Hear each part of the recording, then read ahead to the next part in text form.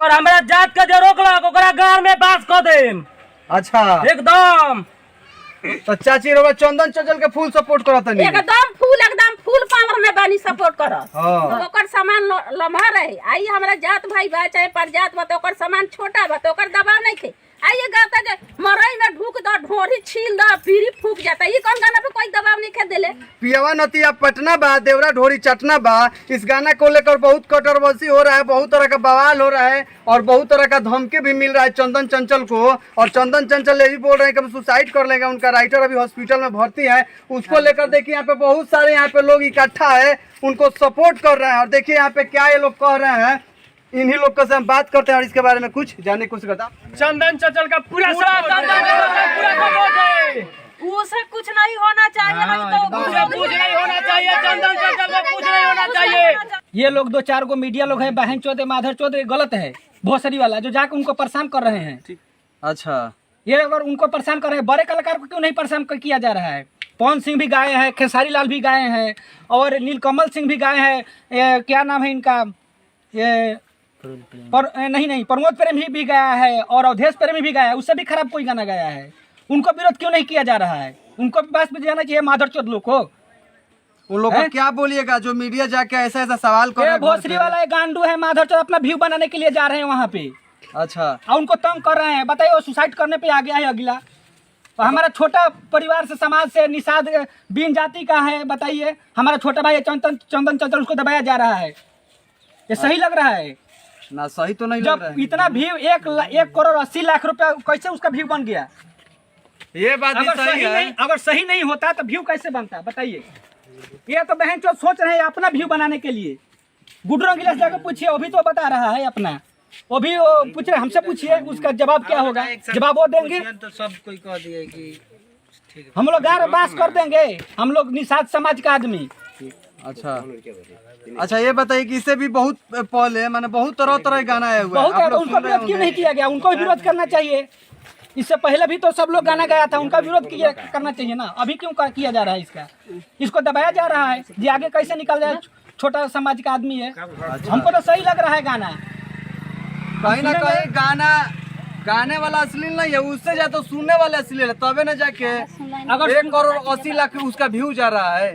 सुनने वाला आदमी अश्लील है। गाने वाला में क्या गलती है। गाने वाला तो गाएगा ही। गाने सुनने वाला छोड़ दीजिए, जो अश्लील गाना है गाने वाला भी छोड़ देगा। वो कैसे अश्लील है। एगो चाची यहाँ पे मौजूद बनी है, देखिए चंदन चंचल के कैसे सपोर्ट करत नहीं। चाची बताइए कोई गाना ही गौले बा तो कौन बच्चा में गलत नहीं गौले। एगो इहे लड़का हमार गलत गा देले बा जे ऐसा ऐसा बात है। ओकर सामान लम्हा रहे आई हमरा जात भाई बा चाहे परजात बा तो ओकर सामान छोटा बा तो ओकर दबाव नहीं थे। आइए गाता जे मरई में ढूक द ढोरी छील द पीरी फूक जाता। ये कौन गाना पे कोई दबाव नहीं खे देले। ओहू के दबाव के चाहिएगा। ये कौन गाना लड़का बोलेगा हैं। तो चाची रोबा चंदन चंचल के फुल सपोर्ट करत नहीं। एकदम फुल पावर में बानी सपोर्ट करत। हां अब ऐसे का चाहिए बोली। गाना अश्लील नहीं खेनू ना एकदम बढ़िया बानी का एकदम बढ़िया लगता है। एकदम गाना जहनी का सुनते रहे के मन करता जैसा ने गाना सुनते रही सब। अच्छा आ भाई ढोरिया छीले लेके नहीं खिसा कह जे सुन। चंदन चंचल के फुल सपोर्ट बा चाची के तरफ से, जैसे कि अभी रोज सब देखनी है। आगे और कुछ कहे चंदन चंचल चाची कहत नहीं कि आत्महत्या कर ले में इतना लोग हमरा विरोध करता है। कैसे विरोध बाबू भैया खरी जब वो लड़का के और बाबू भैया गले बा विरोध नहीं खे तो लड़का का विरोध काहे होई। वो लड़का का विरोध ना होके के चाहिए। अरे वो लड़का बहुत है ना चंदन चंचल के सुसाइड कर ले। उनको जो राइटर बा वो अभी हॉस्पिटल में भर्ती बा। अरे हॉस्पिटल में लड़का भर्ती बा तो फिर गलत कैले सही कैले गलत नहीं खानू कैले। कोई के जान चोरी नहीं खानू लड़का लूट ले। अरे अपना दुनिया में दे के वो गौले बना का कोई का माई बहन के लूट ले बना का कोई के गलत कैले बा जे जेल में बचा है डॉक्टरी में भर्ती बा लड़का भी कुछ गलती नहीं कमी एकदम खुशियाली बनी से। गाना जो पहले जब खराब गाना निकल रहे तो ओकरा बाद कोई ना रहे। आज हमार जात बेरादरी गावता है कि फलानवा गावता तो हऊ होता तो हऊ होता हई रे ई का हो। आज हमार जात भाई गईले बा गाना तो केकरा गान में होलता जे अगर सपोर्ट दी हमारा जात भाई के एकदम जात जिंदाबाद। अगर हमारा जात के जो रोकलक ओकरा गांव में बास कर देम। अच्छा एकदम रौरा गाना सही लगता। एकदम सही लगता। देवरा ढोरी चाटता था में कौन खराबी बा। अगर तो लहंगा में ऐसी लगा दो तो लारवा में ऐसी लगा दो ठीक बा।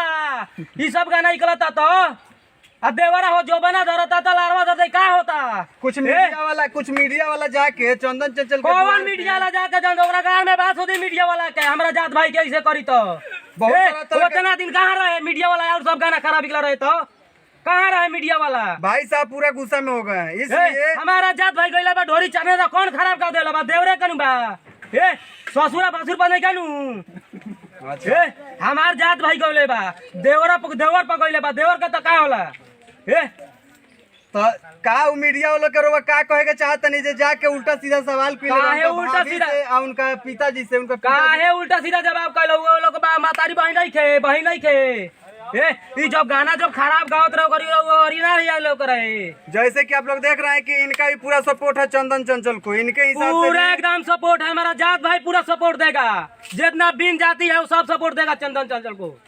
अगर कुछ भी होता उनका राइटर के चाहे चंदन चंचल के तो ओकर जिम्मेवार उ लोग खिलो पत्रकार जे भी टॉर्चर करता उनके बार बार जाके दबावता उ लोग होखी तनी बुढ़वा से और भी यहाँ पे कुछ लोग बा उ लोग से बात सीरियस करते हैं।